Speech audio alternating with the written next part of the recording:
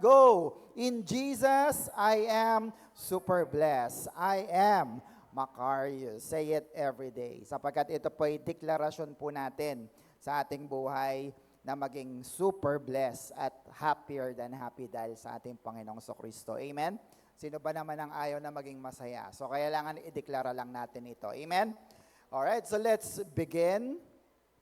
Yan, ang ating pong lesson ay nasa ilalim pa rin po ng Unstoppable Momentum, Killing the Giants, part number 4, a challenge to take down every giants and be unstoppable. Now, before we continue, kung kayo po'y bago sa ating pong YouTube channel, na ang pangalan ay, anong pangalan po? The Master Teacher BS. Please don't forget to like, share, subscribe, and watch our online videos para makatulong po tayo sa ating pong gawain. Amen po mga kapatid?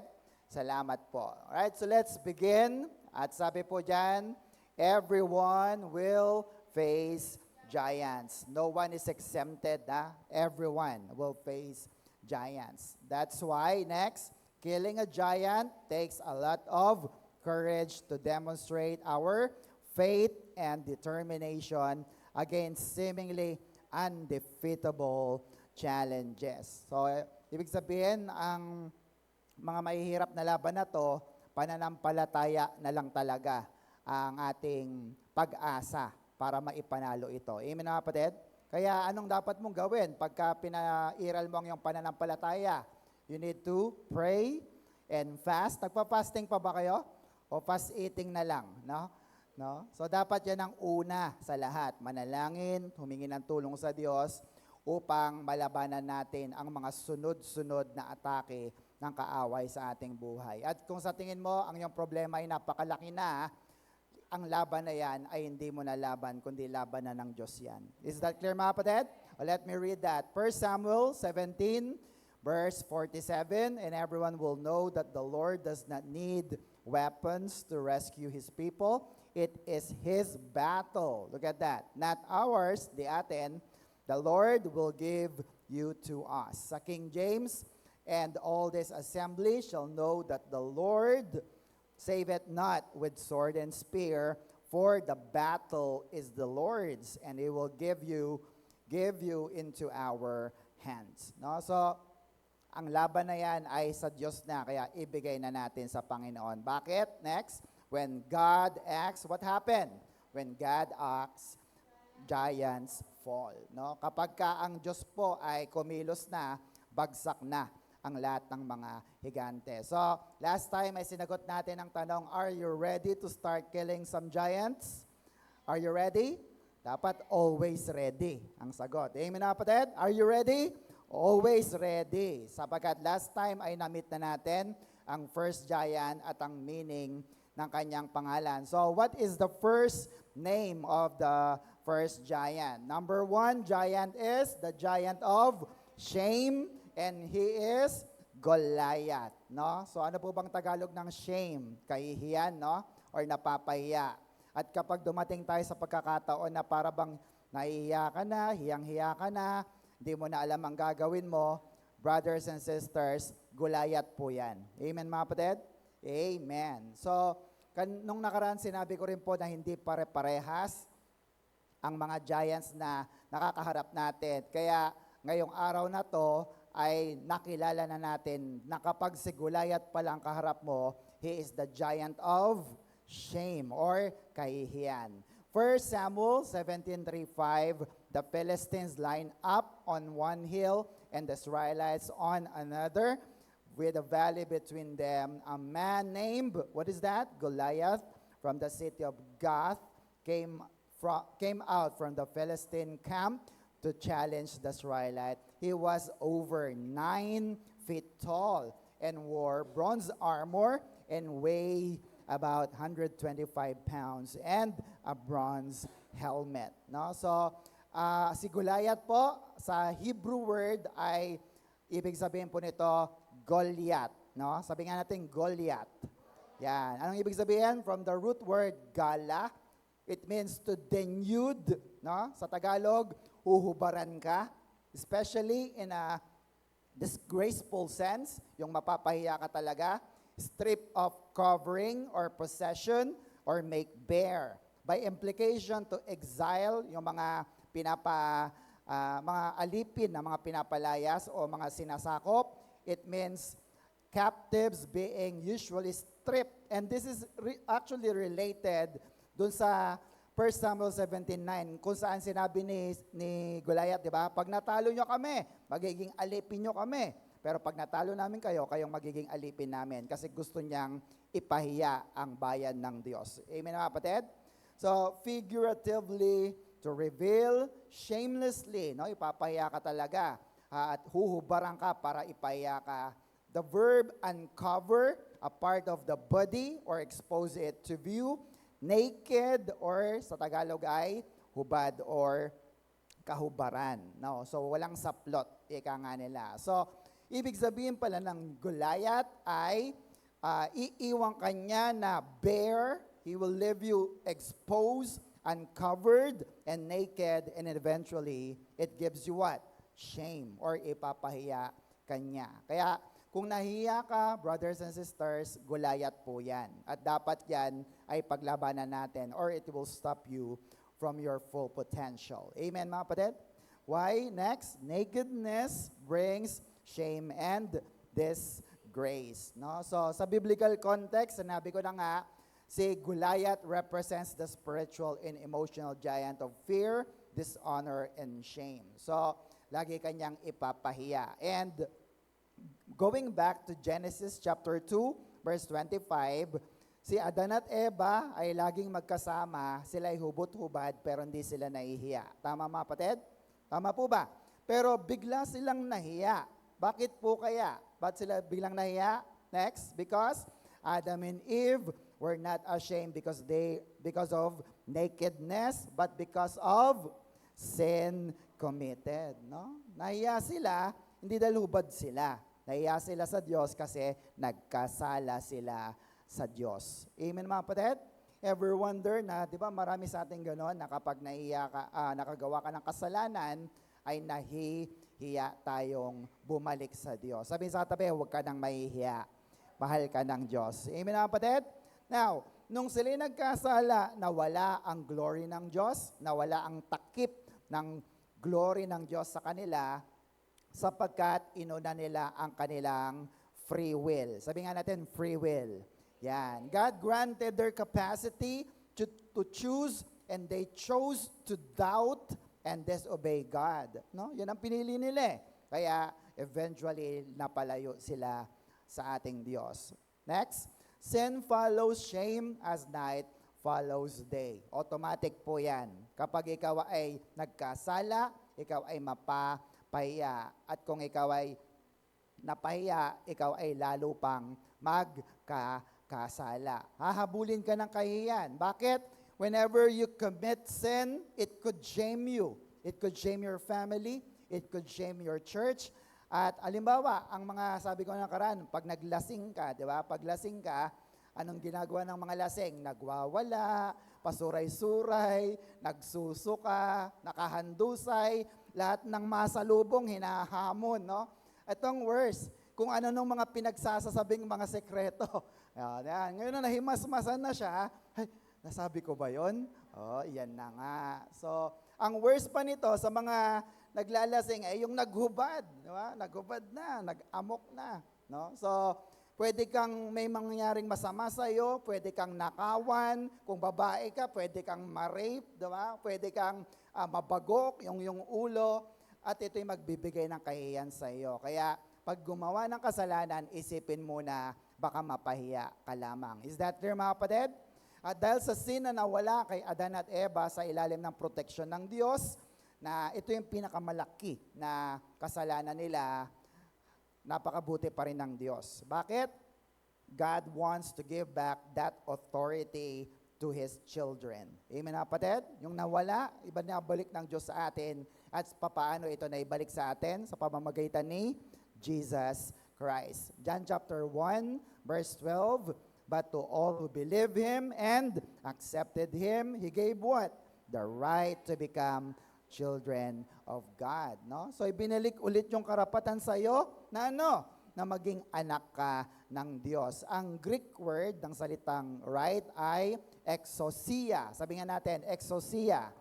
Anong ibig sabihin? Authority. No? Ano pa? Dominion or control, permission, power, and strength. No? Kapag ang Diyos ay ginawa mo ng tatay at ang Diyos ay binigyan ka na ulit ng karapatang maging anak, may makapangyarihan ka na, may authority ka na, may control ka na kahit kay Satan. Is that clear mga kapatid? Ano mang sakit karamdaman, pwede mo nang utusan because of the word exousia. Is that clear mga kapatid? Kaya tandaan nyo po yung word na yan, ha? Napakahalaga po niyan. So, last time ay sinagot natin ang tanong na, who killed the giant of, iniwan pala natin yung tanong na to. Who killed the giant of shame? Sino nga po bang tumalo o pumatay sa higante ng kahihiyan? Sino po, mga kapatid? He is none other than David. And who is David? No? Yan, sa verse ng 1 Samuel 16:12 hanggang 17, 12 to 24. Yan, tingnan nyo na lang yung picture. Sino nga po ba si David? Yan, tingnan nyo si Raven. Hindi ganyan. No? So halos kamukha niya, isang kabataan, no? Isang gwapo, no? Na kabataan na talagang sinasamahan ng Diyos. At siya ay, maliban lang na kay Raven ay hindi siya pastol. No? So si Raven ay isang estudyante. Pero si David po ay isang batang pastol na kinasihan ng banal na spirito ng Diyos. Amen mga kapatid? So, kaya niya napatay. Imagine, yung King David ay pinatay isang 9 o 10 feet tall na monster, kagaya ni Goliath, parang napaka-imposible. Pero, posible ba na mapatay ng maliit na kabataan ang isang napakalaking mama? Posible po ba mga kapatid? Yes, sapagat ito ay nasulat na sa Biblia. Now, akala ng iba, si David po ay kathang isip lamang. Sabihin sa katabi, hindi totoo yan. No? Sapagat si David ay totoong tao po. Yes, and there is a proof in the history during the excavation in 1993. Ang pangalan po ay Stela, a stone slab na na-discover po in the northern Israel. At alam nyo po, yung ganyan po itsura niya, no? Yung mga bato na medyo matataas. Tapos, makikita mo, mukha lang siyang bato, pero may mga nakasulat doon. May mga drawing. Nakita niyo po yun mga kapatid?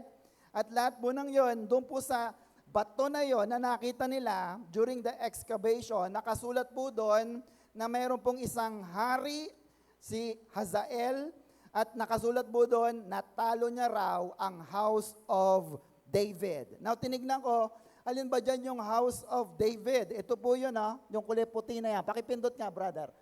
Yan. So, yan, pinalaki ko. Yan. So, yan pala yun, yung ang tawag doon? Symbols na yan. Ang ibig sabihin pala noon ay House of David. Nung makita to ng mga archaeologists, ng mga Bible scholars, tuwang-tuwa sila. Bakit? Ito po ay pruweba na nandun talaga si David. Bakit? Ang nagsulat nito, kalaban nila. Amen na kapatid? At yung si King Hazael na yon ay natalo niya daw ang House of David, ang lahi ng mga Israelita. So nagpapatunay lamang na si David ay nag-i-exist during the history at si David po ay totoo na nakapatay po ng isang higante. Amen mga kapatid? Amen po mga kapatid? Amen. Sige nga, palakpakan po natin ang ating Diyos na buhay. So, now, let's continue to answer the question, how to kill the giant of shame. No? So, papaano ba natin ito papatayin? Handa na po ba kayo mga kapatid?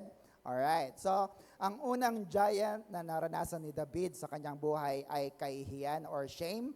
At lahat naman po tayo ay nakakaranas ng ganitong pakiramdam. Kaya, tonight ay alamin natin papaano natin papatayin ang shame or kahihiyan sa ating mga buhay para ikaw ay hindi na mapigilan at mailabas mo ang iyong full potential and be unstoppable sa ating buhay, sa ating pamilya, at sa ating finances, and even in your ministry. So, are you ready mga kapatid?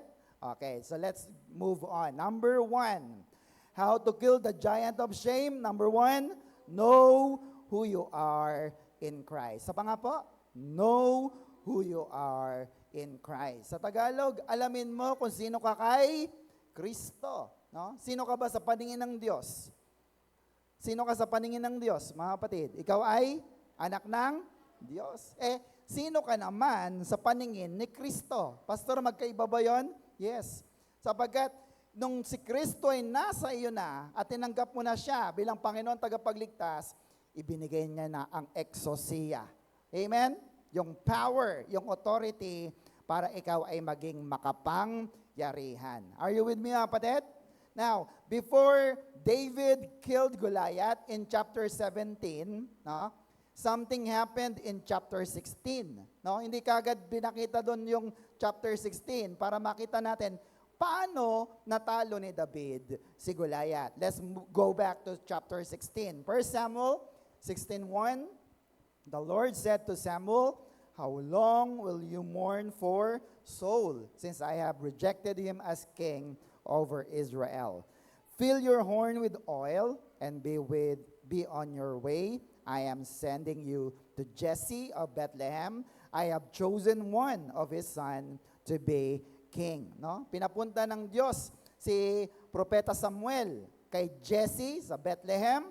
Sabi niya, mayroon akong piniling isang tao at siya ang magiging hari, isang anak ni Jesse. Are you with me, mga kapatid?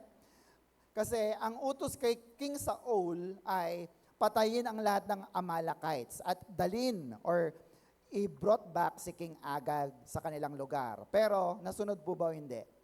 Definitely hindi po. Kaya nga po nagalit ang Diyos kay King Saul, and this time papalitan na siya ng isang bagong hari. Bakit? Yan, next po. Sabi diyan, obedience is better than sacrifice. Do you hear that, mga kapatid? Mas maigi para sa Diyos ang pagsunod kesa sa mga ibibigay mo dito sa basket. Amen po, mga kapatid? Sabi na iba, hindi na ako pupunta sa church, magpapadala na lang ako ng aking contribution. Ang sabi ng Diyos, obedience is better than sacrifice. Amen, mga kapatid? Kaya hindi na ako pupunta sa church, ipag-pray nyo na lang ako. Na hindi pa rin po maganda yon. Sapagkat ang gusto ng Diyos ay ikaw mismo ang sumunod sa ating Diyos na buhay. Are you still with me, mga kapatid? So in verse 11, so he asked Jesse, "Are these all the sons you have?" There is still the youngest, Jesse answered, "but he is tending the sheep." Samuel said, "Send for him. We will not sit down until he arrives." Verse 12, so he went and had him brought in. He was ruddy, no, malusog siya, chubby, may baby fats pa, sabi diyan, with a fine appearance, and look at that, handsome features. Then the Lord said, "Rise and anoint him, he is the one." No? So, nung dumating na si David, nakita ni Propeta Samuel, sabi ng Diyos, "Tumayo ka, Samuel. Siya na nga, i-anoint mo na siya." Verse 13, so Samuel took the horn of oil and anointed him in the presence of his brothers, and from that day on, the Spirit of the Lord came to David in power. Samuel then went to Ramah.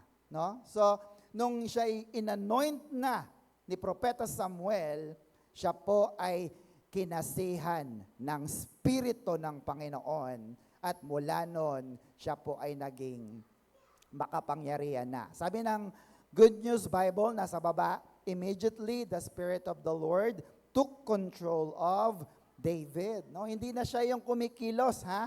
Nung na-anoint na siya at pumasok ang Holy Spirit sa kanya, ang Spirit ng Diyos, the Spirit took control of David. Sa God's Word, sabi diyan, the Lord's Spirit came over David, and look at that, stayed with him from that day on. Hindi na siya iniwan ng Diyos.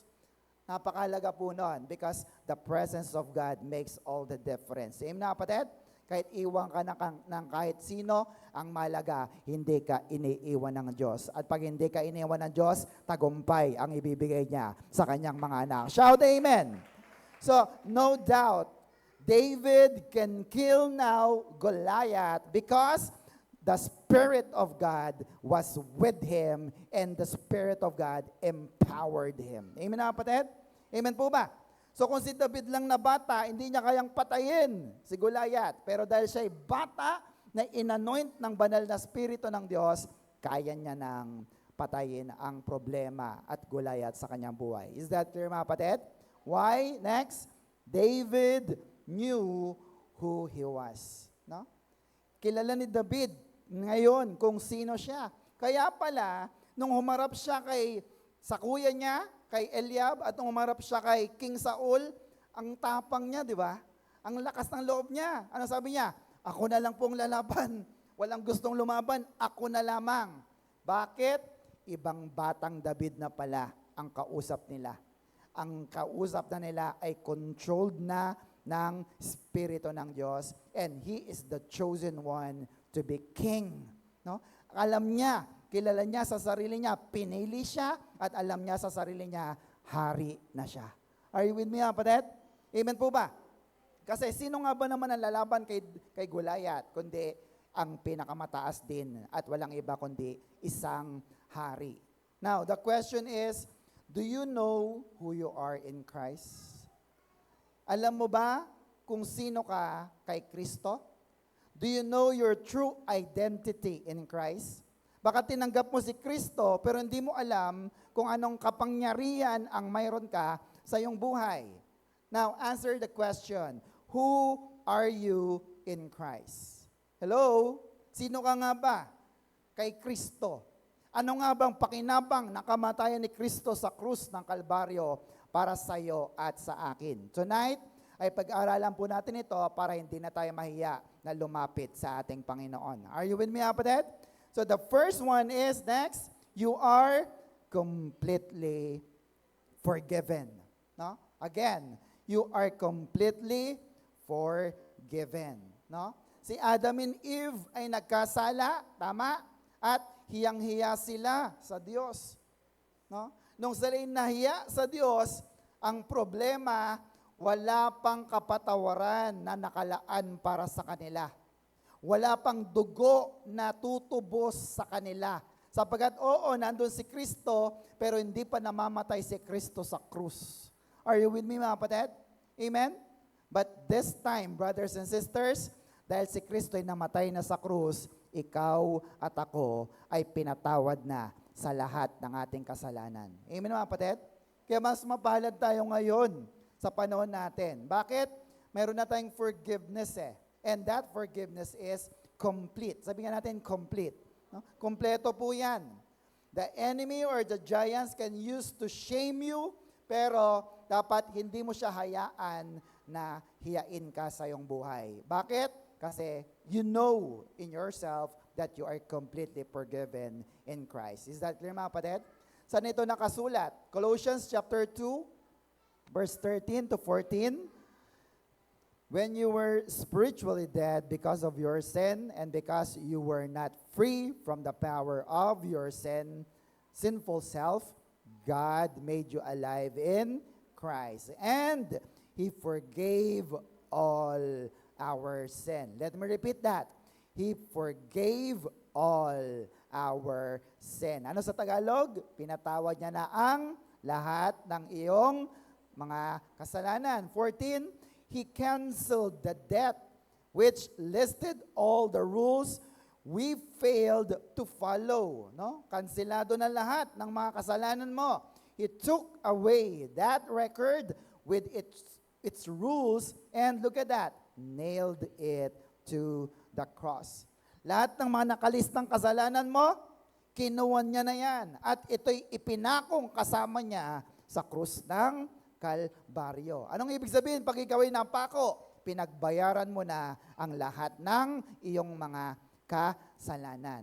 Pero kahit hindi kasalanan ni Kristo, dinala niya ang lahat ng listahan ng iyong mga kasalanan at ito'y ipinakong kasama niya. Kaya ikaw ay pinatawad na sa lahat ng iyong mga kasalanan. Is that clear, mga kapatid?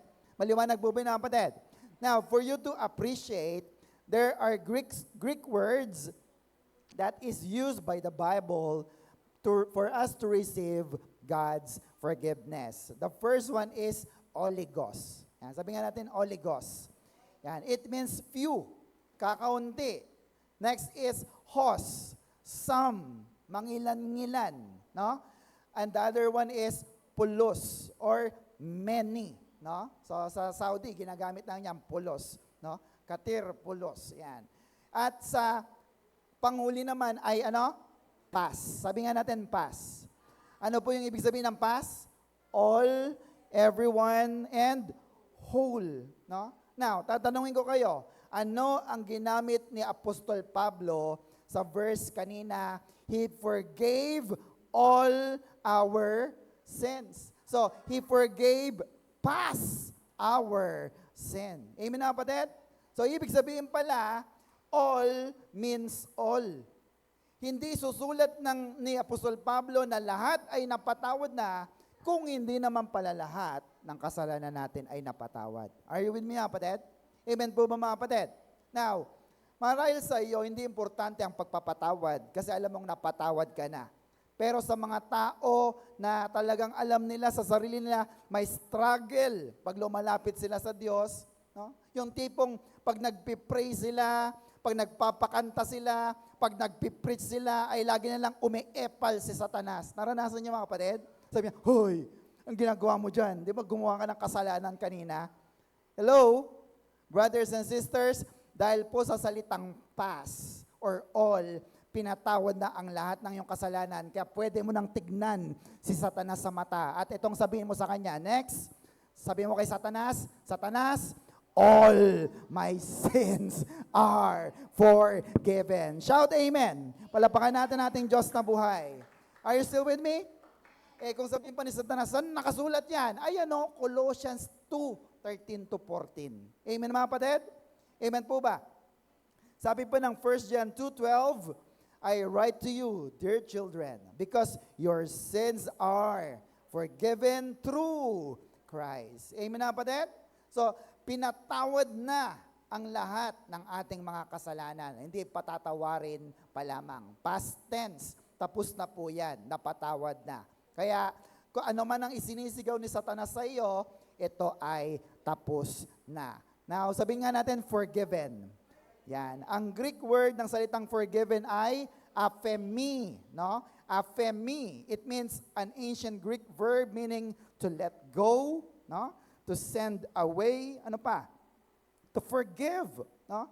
It appears frequently in the New Testament na ang description po niyan ay canceling the debt, releasing someone from penalty, or walking away from physical place or person. Ang ibig sabihin po ng apemi ay inaalis ka na niya sa dati mong kalagayan. Kung meron kang utang, wala ka ng utang. At kung ikaw ay pinalaya na, ikaw ay pinapalaya pa niya talaga. Hindi ka niya kinokontrol. Are you with me, kapatid? Amen po ba? Samantalang iba, sige, bayad ng utang mo, pero magtrabaho ka sa akin. Ganon, no? Pero si Lord iba. Bakit? Next. When Jesus teach you to forgive our debts, He uses aphemi to imply what? Canceling a moral debt and choosing to no longer hold it against someone. No? Ibig sabihin po, wala ka nang dalang bigat sa puso mo, wala nang bigat sa iyong kalooban. Bakit? When Jesus forgives you, you are remain forgiven. Amen, mga kapatid? Wala nang pwedeng ibulong si Satanas sa iyo, hindi ka pa pinatawad, hindi ka pa pinatawad. Pinatawad ka na, and He no longer hold it against you. Is that clear, mga kapatid? Amen po ba?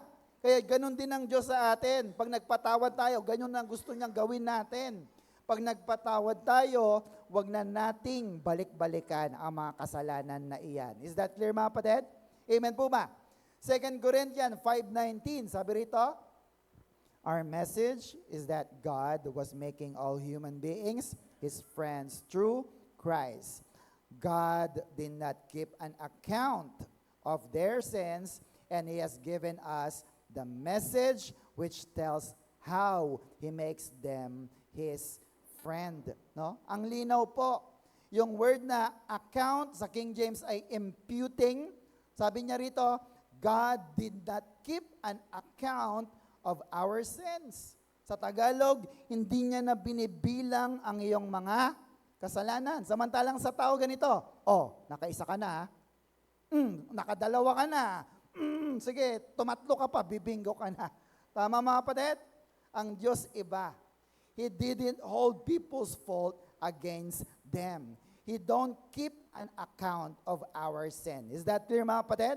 Maganda po bang pagpapatawad yon? Yes. Ang Greek word ng salitang account or in King James ay impute or imputing is logizomai. Yan. Ang ibig sabihin po ng logizomai, to account, compute, calculate, to count over, bilangin ulit, enumerate. Grabe to, isa-isahin, enumerate, to impute, no? To take an inventory, no? Now, sa mga nagtatrabaho, bakit ba nag-i-inventory? Inventory. Hello? Bakit nga po ba? Para balanse, di ba? Para match yung nakalista doon sa actual tsaka sa listahan. Para mabilang ilan pa yung natira. At para sure na naroon lahat ng dapat ay naroroon. Are you with me, kapatid? Amen po ba? Ito iba. Lahat ng kasalanan mo ay nandyan nakasulat, pero sabi, logizomai means counting and enumerating an inventory of your sin. So, ibig sabihin, inaalam lahat ng iyong mga kasalanan. Kaya lang, dinagdagan ito ng salitang may. Sabi nga natin, may. Yan. Ang ibig sabihin ng may ay not. Hindi. So, sabi dyan, may logizomai means not counting over. Look at that. Not computing, not enumerating, not making inventory of your sin. Amen po mga kapatid? Ibig sabihin sa Tagalog, hindi na binibilang ng Diyos ang ating mga kasalanan. Kaya malaya na tayong makakalapit sa ating Diyos na buhay. Is that clear mga kapatid? Amen po ba? Now, kung ikaw alam mo, sure kang pinatawad ka na at dumating ang pagkakataon na nahihiya kang lumapit, mag-pray sa Diyos, balikan mo lang yang may logizomai. Lord, sabi mo, pinatawad mo na ako sa aking kasalanan at hindi mo na ito binibilang. Amen mga kapatid? And that is one proof na tayo nga ay pinatawad na ng Diyos. Are you still with me mga kapatid? Amen. John 1:29 sabi, the next day, John saw Jesus coming toward him and said, look, there is the Lamb of God who takes away the sin of the world. Hindi tinakpan. It is not covered. It is taken away. Airo, inalis na po ang iyong mga kasalanan. Bakit? Pag tinakpan ng kasalanan, parang sugat, pag tinakpan mo lang yan, may infection din yan. At eventually ay lalala pa. Tama mga kapatid? Pero itong iba, yung kasalanan natin, inalis na. Anumang sugat at pilat ay wala ng kasalanan sa iyo, pinatawad na at inalis na ng ating Panginoon. Is that clear mga kapatid? Amen. Now, to impute, it means from the Latin imputare, which means enter into the account. Ibig sabihin po nun, ipasok sa account ni. No? Halimbawa, may account ako at gustong ipasok ng Diyos yung kapatawaran niya sa akin. No? Ibig sabihin po nun, ipapasok lang niya ito at i-impute niya sa aking account, sa aking sarili, ang kapatawaran at ako nga po ay tunay ng napatawad na. Are you still with me, kapatid? Now, what is the good news about that? Ang gustong sabihin ng Diyos ay ito. Next, God is saying to you, anak, don't focus on your sin. Don't focus on your sin, but focus on my forgiveness and my grace. Amen na kapatid? Huwag kang mag-focus sa kasalanan mo, talagang pababagsakin ka ng kasalanan na yan. Instead, focus on the forgiveness of God and the grace of God. Bakit? Sapagkat mayaman ang biyaya at pagpapatawad ng Diyos. Amen na kapatid? Alam niyo po bang mayaman ang pagpapatawad ng Diyos? Oh, kaya dapat hindi ka nahihiyang lumapit sa Diyos. Amen mga kapatid? Look at this, Romans 5:20. Moreover, the law entered that the offense might abound, but where sin abound. Look at that. Grace abound much more. Amen mga kapatid? Kung ang kasalanan ay dumarami, tingnan niyo ang biyaya. Grace abounds much more. Because grace changes everything. Amen mga kapatid? Sa biyaya ng Diyos, kaya niyang baguhin anumang kasalanan na mayroon tayo. Is that clear mga kapatid? Ito pang maganda. Hebrews 10:17. He adds, no, dinagdagan pa niya, their sins and their lawless deeds. Look at that. I will remember, look at that, no more. No? Kung hindi ka pa kumbinsido na pinatawad ka na ng Diyos, ayan mga kapatid. Ang lahat ng iyong kasalanan, lahat ng mga masasama mong ginawa, the lawless deeds, I will remember no more. Hindi na aalalahanin ng Diyos ang iyong mga nagawang kasalanan. Amen na kapatid? Amen po ba? Kaya mag-focus ka na lamang sa pagpapatawad ng Diyos. Because brothers and sisters, Jesus forgives and forgets. Look at that. Amen na kapatid? Sa tao mahirap. Pag nagpatawad ka, parang ang hirap mong kalimutan. Pero si Lord, tingnan mo, I will remember no more. Mabuti bang Diyos na yan? Palapakan nga po natin ang ating Diyos na buhay. Are you still with me mga kapatid? Amen. Now, meron pong isang kwento si Martin Luther. It is an historical anecdote na naginip daw siya. At sa kanyang panaginip ay hinahabol siya ni Satanas. At pinagbabayad siya sa lahat ng kanyang mga kasalanan. Now, nung sila nagkatagpo, inilabas ni Satanas ang mahabang listahan ng kanyang mga kasalanan. Isinulat niya lahat ng mga kasalanan nagawa niya. Nagkasala ka, nagnakaw ka, gumawa ka ng ganito. No? So, lahat ay naisulat na, kaya hiyang-hiya na si Martin Luther. Pero hinamon niya si Satanas, sabi niya, sige, pagdating mo sa pinakailalim, ilagay mo naman, Jesus paid in full all my debts. Amen na kapatid? Isulat mo rin na doon sa pinakailalim, paid in full by the blood of Jesus Christ. Amen na kapatid? Sapagkat lahat na ng kasalanan na nagawa niya, alam niya at nabasa niya sa salita ng Diyos, binayaran na ng dugo ng ating Panginoong Kristo. Is that clear mga kapatid? Kaya kung ano man ang gawin sa iyo ni Satan, hamunin ka man niya ng kanyang mga listahan, ang sabihin mo, bayad na ako dahil sa dugo ni Kristo. Palapakan nga natin ang ating Panginoon. Saan ulit nakasulat yon? Baka nakalimutan nyo. Colossians 2:13. Basahin ulit natin. When you were spiritually dead because of your sins and because you were not free from the power of your sinful self, look at that. God made you alive with Christ. He forgave all our sins. 14, He canceled the debt and which listed all the rules we failed to follow. He took away that record with its rule and nailed it to the cross. Napako na po ba si Kristo sa krus ng Kalbaryo? Namatay na po ba siya? Pero pagkatapos ng ikatlong araw, nabuhay siya ulit, bayad na ang lahat ng iyong mga kasalanan. Shout amen! Palapakan natin ang Diyos. Isa pa, 1 John 1:9. Ito, tandaan mo, if we confess our sin, He is faithful and just and will forgive us our sins and purify us from all unrighteousness. No? Mapagkakatiwala mo ang Diyos diyan. I-confess mo lang, sabi mo, Lord, patawarin mo po ako sa ganitong kasalanang nagawa ko. Sabi dito, patatawarin ka. Hindi lang yan, lilinisin ka pa niya sa iyong kalikuan. Amen mga kapatid? Kaya wala ka nang mararamdaman na guilt feeling because God has cleansed us from all the wrong things that we have done. Is that clear mga kapatid? Amen po ba? Now, meron pong isang poem or isang tula ng pamagat ay, It is well with my soul. Ang poem po na to or tula ay tungkol sa isang famous Christian hymn na sulat ni Horatio J. Spafford. Isinulat niya ito sa mga panahon na sunod-sunod yung problema niya. Sino sa inyo ang nakakaranas ng sunod-sunod na problema? Meron po ba rito? O, etong tao na to, ganitong kanyang problema lang naman. 4 na anak niyang babae ay namatay, nalunod sa Atlantic shipwreck.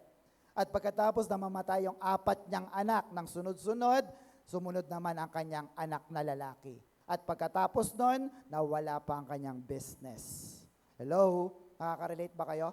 Pero sabi niya sa kanyang tula, it is well with my soul. No? Tinignan ko, anong ibig sabihin ng it is well with my soul? Ibig sabihin okay lang kahit magka-problema ako. Sabi ng aking research, hindi.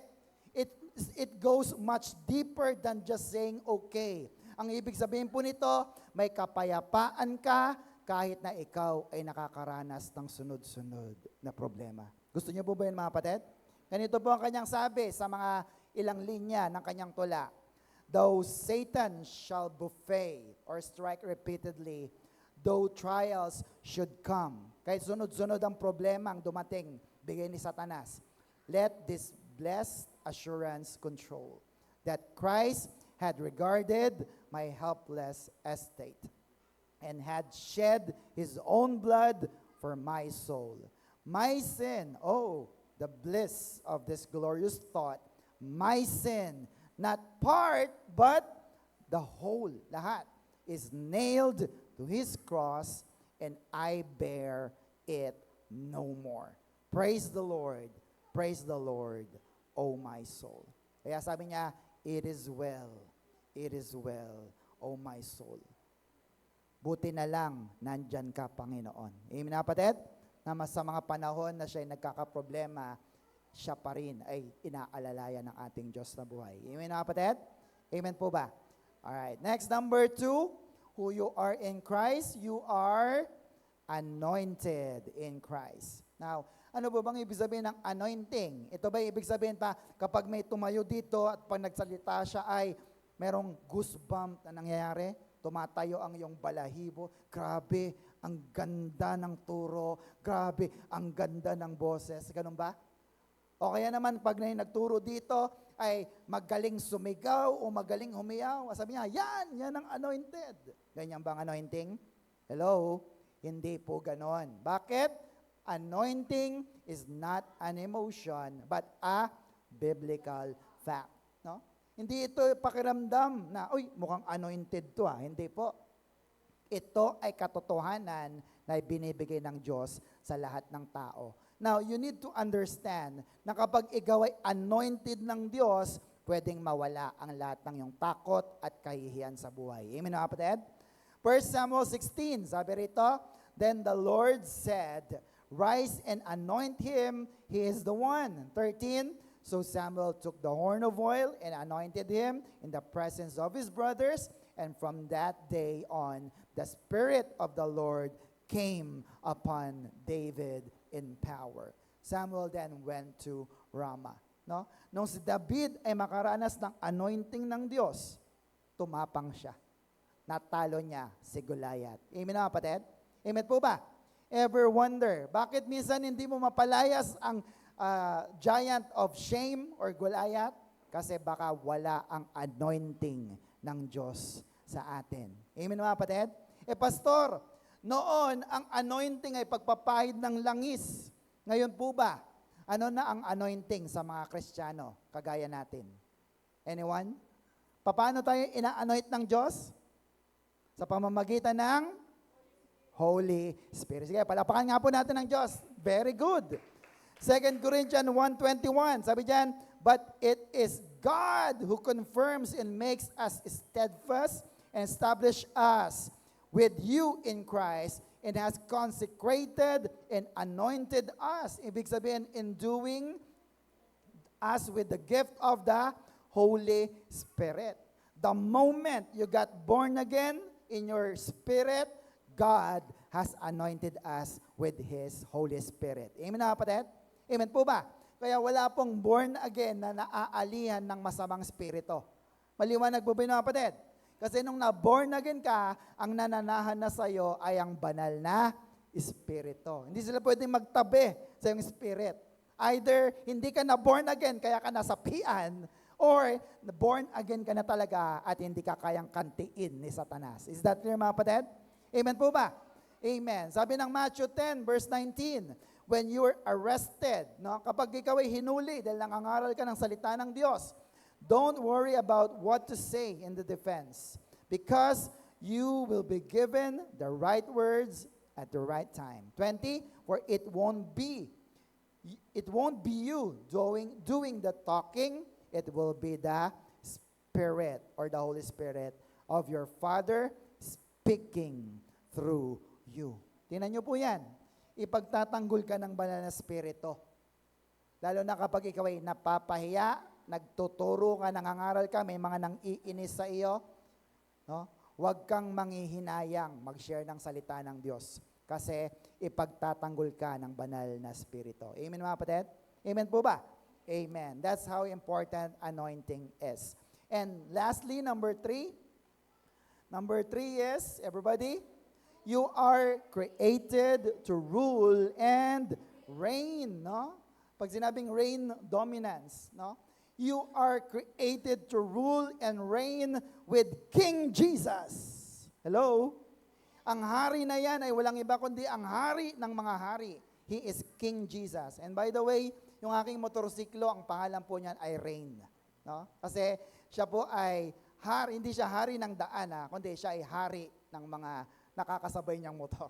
No? Are you with me? That's my claim. No? In the last days, may tinatawag po na next millennial kingdom kung saan si Kristo yung maghahari sa lupa for 1,000 years. Literal po ito And all the saints, yung mga ligtas na napunta sa langit, halimbawa ay nag-rapture na at bumalik si Kristo, kasama ka na maghahari at hahatol sa mundo. Gusto niyo po ba yun, mga kapatid? Malay mo, hindi ka naging presidente ng isang bansa. This time, you will have the chance to rule and reign. Why? Ephesians 2:6, God has brought us back to life together with Christ Jesus and has given us the position in heaven with Him. Tingnan niyo po yan. Binigyan tayo ng posisyon ng Diyos. Saan? Sa langit. Sino sa inyo gustong magkaroon ng posisyon sa Senado? O sa barangay na lang? Gusto ko yan. Ito mas maganda. God, Jesus Christ, has given us a position in heaven. And that position is for us to reign in this life. Amen na, kapatid? Amen po ba? Romans 5:17, for if because of one man's trespass, lapse or offense, death reigned through that one, Adam, much more surely will those who receive God's overflowing grace, unmerited favor, and the free gift of righteousness, putting them into the right standing with Himself. Look at that.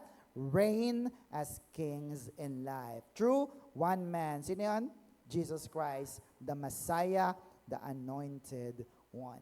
No? Kaya kapag si Kristo ay nasa iyo na, you are called in righteousness to reign as kings in life. Grabe, no? Maghahari ka raw bilang hari sa buhay na ito. Gusto niyo po ba yun, mga kapatid? Yes. Psalms 149 verse 4 says, look at this, for the Lord delights in His people. Look at that. He crowns the humble with victory. Sino raw po ang mga kinokoronahan ng Diyos? Yung mga the humble. Bakit? Sabi diyan sa baba, we are called to rule with the heart of a servant and serve with the heart of a king. Amen, mga kapatid? Amen po ba? So let's just stay low, stay humble, para lalo tayong koronahan ng ating Panginoon. Amen, kapatid?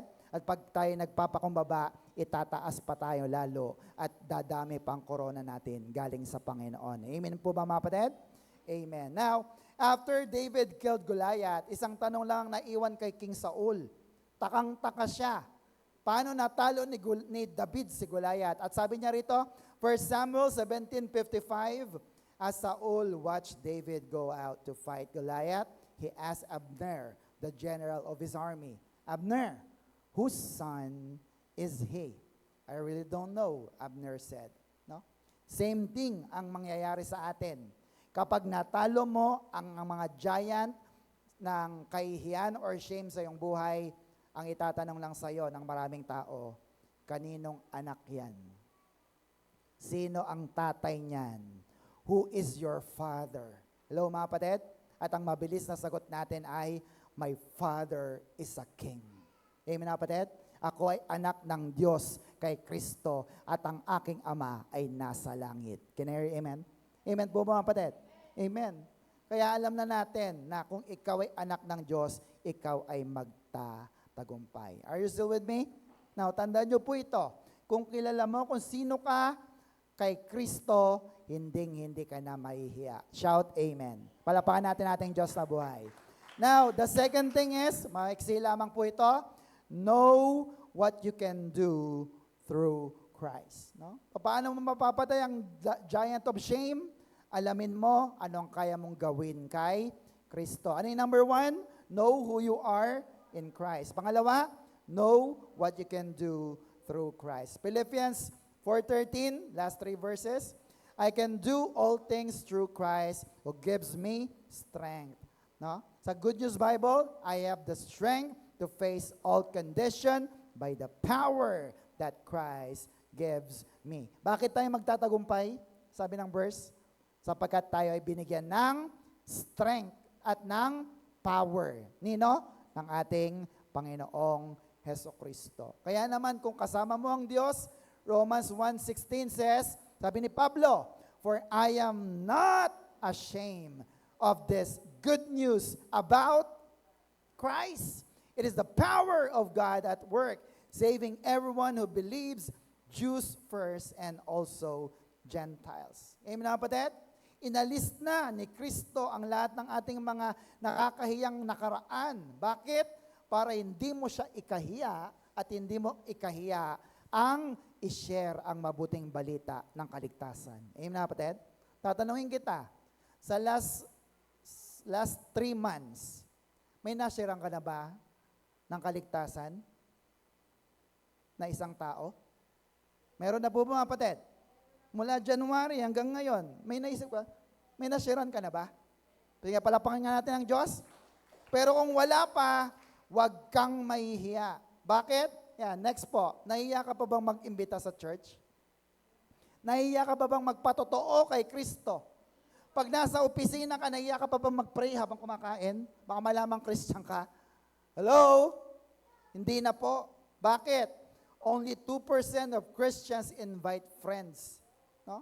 Totoo ba ito mga kapatid? 2% lang ang nag-iimbita ng kanyang mga kaibigan. Tingnan nyo ngayon, sinong may dala? Wala pang 1%, Lord.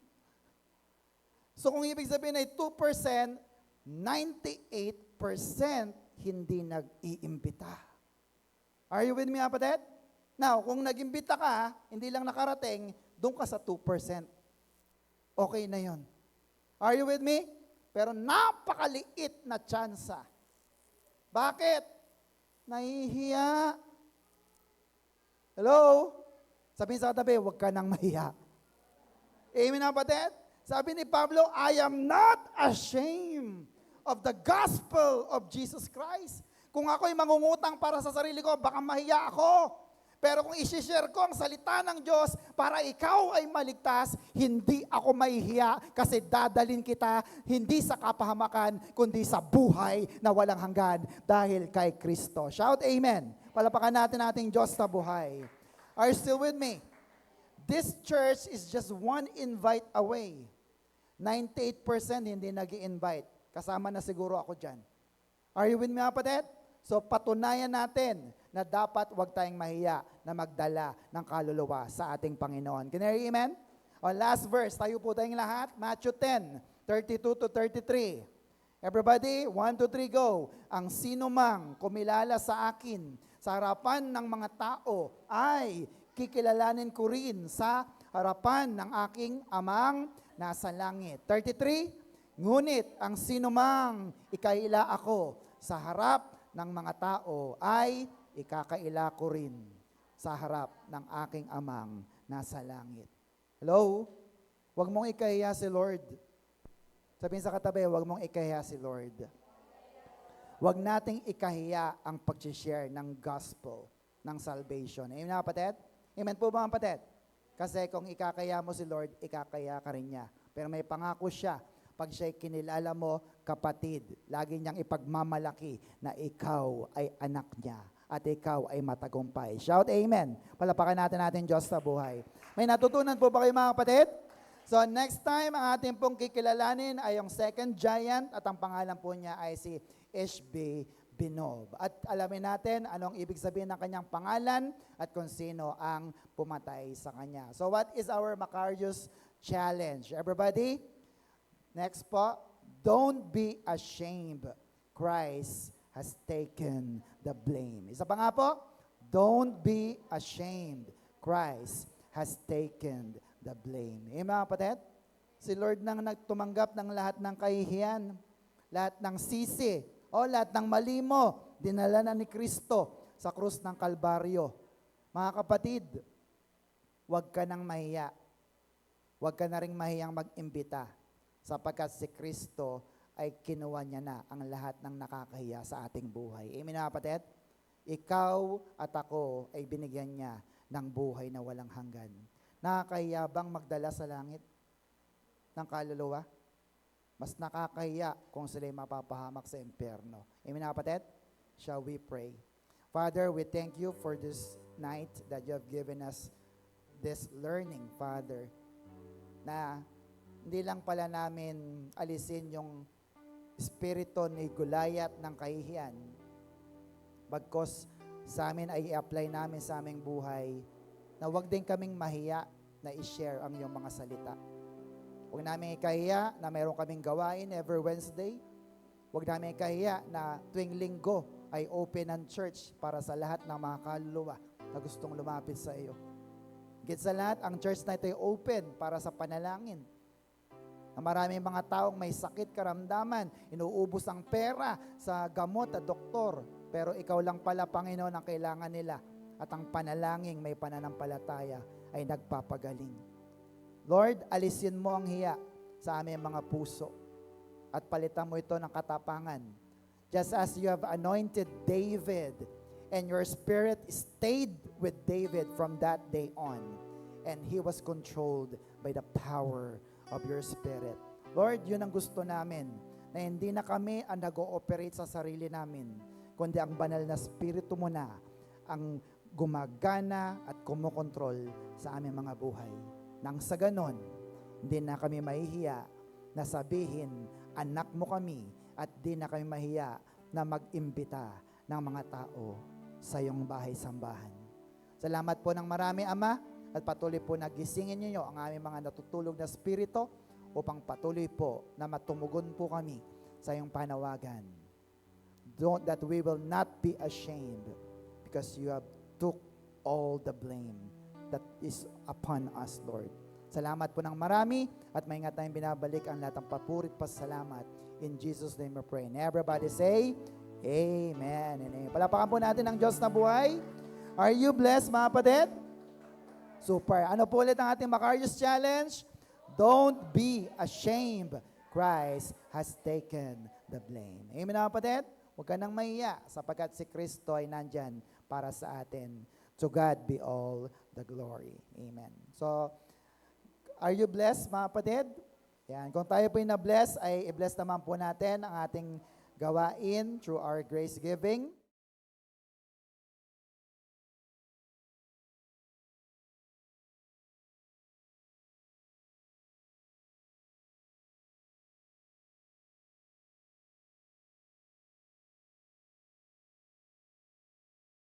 Good day, brothers and sisters! May natutunan po ba tayo sa ating lesson? If yes, ilagay sa comment section.